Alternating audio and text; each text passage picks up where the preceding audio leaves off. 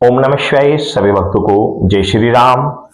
आपके घर में किसी ने तंत्र क्रिया कर दिया है या आपके किसी घर में किसी तरह का कोई भूत प्रेत या कोई नेगेटिविटी आ गई है, तो उसके उपाय के लिए आपको क्या करना चाहिए, इस एकदम सफल एकदम सटीक उपाय मैं आपको बता दे रहा हूं 101% गारंटी के साथ। जो मैं तरीका बता दे रहा हूं, कैसी भी घर में तंत्र क्रिया करती गई हो, कैसा भी घर में किसी तरह का जादू टोना कर दिया गया हो, सिर्फ इस उपाय को कर लीजिए। 100% गारंटी के साथ कह सकता हूं, आपके घर से नेगेटिविटी तुरंत खत्म हो जाएगी, तुरंत आपके घर से संकट तुरंत चला जाएगा।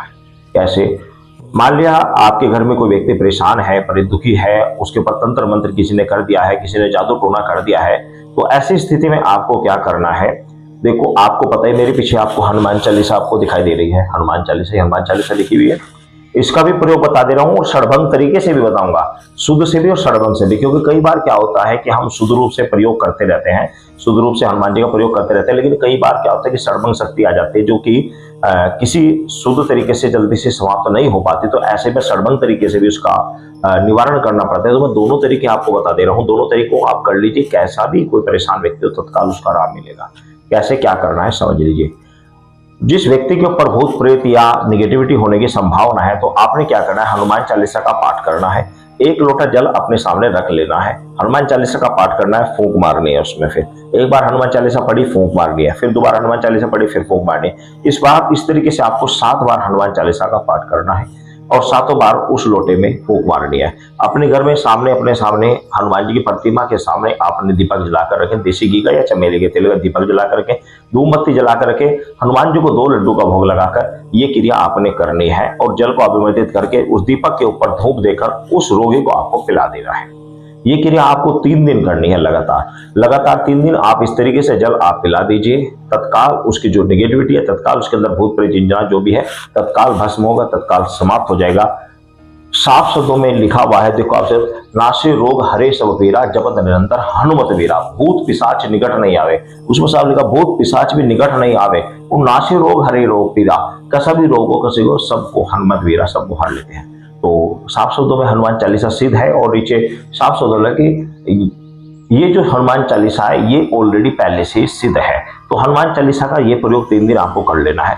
अब बात आती है कि कई बार ऐसा होता है कि षडभंग शक्ति होती है, नहीं कंट्रोल में हो पाती, तो फिर आपको क्या करना है, फिर आपको बता दे रहा हूँ। शनिवार के दिन आपने रात्रि के समय आपने एक पत्तल ले लेना है, पत्तल जिनमें हम कड़ी चावल इत्यादि खाते हैं, भोजन करते हैं, तो इस तरह का या तो आप पत्तल ले लीजिए या मिठाई का जो डब्बा होता है, मिठाई का एक डब्बा लेकर आ जाइए। उसके अंदर 7 पीस मिठाई के, शनिवार के दिन ध्यान रखना, 7 पीस मिठाई के, अलग अलग मिठाई होनी चाहिए, रंग कोई सा भी हो, अलग अलग पीस, यानी कि 7 वैरायटी होनी चाहिए मिठाई के। 7 पीस मिठाई के डब्बे के अंदर ले लीजिए या पत्तल के अंदर ले लीजिए, चाहे जो भी आपका सामर्थ्य है, और एक अंडा उसके अंदर, ध्यान से समझ लेना, एक अंडा और एक देसी दारू का पौवा, ये सब सामान उस मिठाई के डब्बे के अंदर या पत्तल के ऊपर आपको रखकर जो रोगी है उसके ऊपर से आपको क्लॉकवाइज, जैसे होता है उल्टा नहीं, उल्टा अपोजिटिव, आपके क्लॉक के अपोजिटिव उल्टे हाथ से, नहीं उल्टा तरीके से ऐसे उल्टा घुमाना है आपने, उल्टा 7 बार उसके ऊपर से घुमाकर आपने उसको चुपचाप, या आपके घर में निगेटिविटी है तो आप पूरे घर में आप घुमा लीजिए, पूरे घर में घुमाकर आपको बिना किसी से बोले रात्रि में, शनिवार की रात्रि में 11 बजे के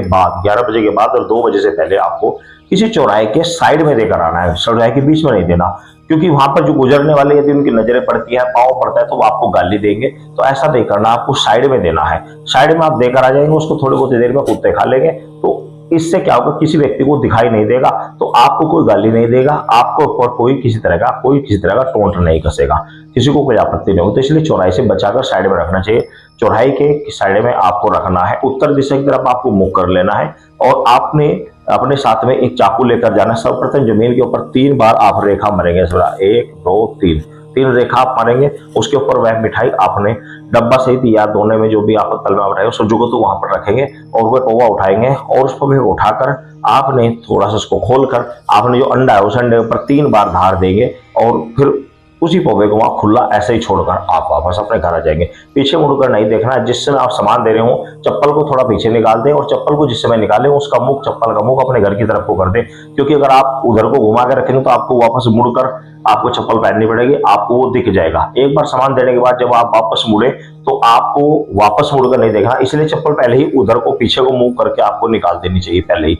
तो इस तरीके से आप करना है। वापस अपने घर पर जाकर आपको अपने दोनों हाथ धोने हैं।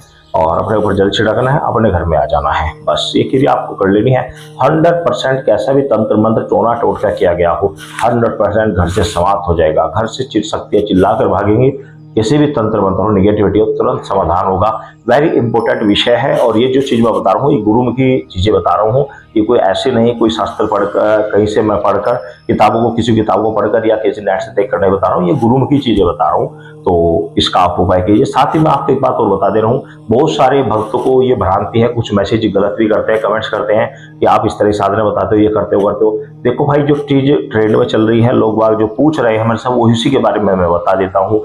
और दूसरी बात यह कि आप ये भी ना सोचें कि भाई इस चैनल से जो अर्निंग होती है उससे मैं अपने निजी कार्य में लेता हूँ या नहीं लेता हूँ। देखो ऐसा नहीं है, मेरा अपना खुद का बिजनेस ठीक है, ईश्वर के अनुगम पर सब काम ठीक है। इससे जो अर्निंग होती है वो मंदिर के कार्य में लगाई जाती है, मंदिर या धार्मिक कार्यों में लगाई जाती है। और इन चीजों, लुप्त हुई चीजों को आपको बताया जाता है। सिर्फ पर्पज क्या होता है कि जो लोग परेशान हैं, दुखी हैं, हम चाहते हैं कि वो घर बैठे ही अपनी समस्या का समाधान कर ले, ना कि लोगों के चक्कर में पड़े। बहुत सारे भगत ऐसे हैं कि लोगों को लूट रहे हैं, बेवजह लोगों से पैसे ऐंठ रहे। तो इस चीजों से आप बचे। तो यही हमारा पर्पज है, बस उसके अलावा कुछ नहीं है। और हमें जो ईश्वर की अनुकंपा से, गुरुओं के माध्यम से जो ज्ञान प्राप्त हो, वो आप सभी को हम बताते हैं, जितना भी हमारे से होता है। समय लगने पर आपसे वार्तालाप भी करते हैं। तो ये सब चीजें समय के ऊपर निर्धारित होते हैं। सभी भक्तों को जय श्री राम।